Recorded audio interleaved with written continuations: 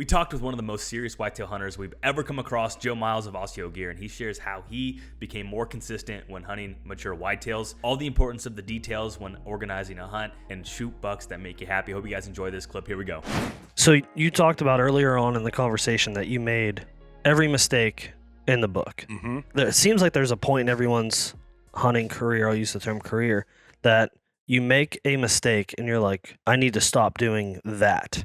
Or like Don Higgins, it always clicks in me when we talk about Don Higgins that he's like, in the past 5 years, I've killed my 5 biggest bucks. Five out of my 6 biggest bucks. And he's doing it now. And it's always more consistent. There's something that happens to someone that gets them to the point of consistency. Yep. Do you have a sequence or a hunt or a mistake that you've made that taught you the most about like how to be consistent on mature whitetails? Yeah, I really think what is it? Murphy's Law is that what it is? Where if it can go wrong, it does go wrong. And so many guys, including myself, they don't control everything they can control. You know, and that goes to the micro finite detail. What boots am I wearing and why? What socks am I wearing and why? What pants am I wearing and why? What broadhead am I shooting and why? You have to always ask the why. You just don't, well, because Jim shoots it, you know. Well, who's Jim? Yeah. You know, Jim shot 1 buck in 7 years and he's a big blowhard guy. Everything you can control. Where you put your stand, what stand you're using, what trail cameras you're using, you know, are they reliable? Are they consistent? You know, every single detail. As soon as you skimp on one of those, that's the one that's going to bite you. You know, we were talking about one example, you know, having the camera base in the way. I had a giant 9-point in Illinois that I was hunting, and we finally got a crack at him, and I tried to get drawn, and the camera base from the camera guy was in the way, and I couldn't get drawn because it was on the right side of the tree. Of course, we weren't expecting him to come that way, and what does he do? He comes that way. So where did I screw up? I should have been able to shoot all the way around the tree. I should have said, no, Kevin, move it further over, and I was lazy and didn't do it. You know, just like you get lazy and you don't want to put the extra step up in the tree and saw that one little branch, and what happens? You know, he comes right through there and you hit that branch. And so that, for me, that's the thing I try and be better at is not being lazy. And if I can control it and do it, that's what I do. And then I've done everything I can to put myself in the best situation. How long did it take you to get to that point and realize you need to control the variables? A long time. You know, it taking you, especially, you know, growing up at home, I get lots of opportunities at decent deer, but when you get out and get to hunt something world class and you screw it up a few times because of something like that, that's when it really goes, wait a minute now, man. If you need to approach it like a pro athlete almost, you know, where you're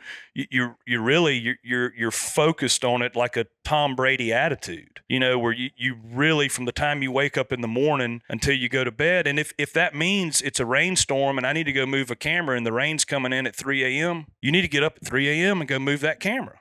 You know, those are the things you have to do that if you're really serious about it and you want to kill world-class deer, those are the things you got to do. If you got to move that stand, if you know, this is the wind is terrible here, my spot in Kansas, the public land in Kansas, whatever, it's going to be good there. It's a 9-hour drive. Man, make the drive. Yeah. You know, those are the things you have to do. You as soon as it starts creeping in your brain starts making excuses for you, that's where you're screwing up. When your conscience has enough time to screw something up, it's going to. Without a doubt. Yeah, we talk about that a lot. Just from hearing you say that and thinking back to my experiences as a young bow hunter, I think it's challenging for me to, one, have enough experience. Like you said, it takes you a long time to get here. Have enough experience to know all of the variables that you do need to control. So I have found myself lately just focusing on, like, I screw something up. Okay, get that right. And then something else happens to me, like, okay, now I have to get that right. And then you kind of train yourself to get each one of those right, and then it becomes a whole. But I don't have the experiences to back that up, and that can't be substituted. Yep. Yeah, that's a good point. I think, you know, we're in a day and age where everybody wants to kill big deer, whether you're, you know, a veteran and been doing it for 20 plus years, or if you've just picked a bow up and you're new to it and you're 2 years in. There is no substitute for, like we said earlier, screwing stuff up and having experiences. Probably oftentimes you guys, you know, I've made this mistake as much as anybody else, but focus on having encounters versus trying to pick out a 170-inch whitetail and focus on one deer. I think there's a big gap there that, or not a gap, it's a trap. Yeah. It's a trap that we've created as a community. Without a doubt. I mean, guys have come by the booth this week and like, man, I passed on this 4.5-year-old 160 because I think he might be. I'm like, how many 160s have you shot? Well, I hadn't, but I'm like, dude, plant that buck. Come on. Yeah. Let's. What have we done here? I mean, good, more for me and you, right? I mean, it's fine, but come on. I mean, my son, especially. I mean, the last thing I want him to do is shoot a 170. He's 19 years old, man. He needs to plant some does and knock down some nice bucks and get excited about it, because where does he go from there, right? I mean, it's really a. It's a progression. It is a progression. That's a very good word.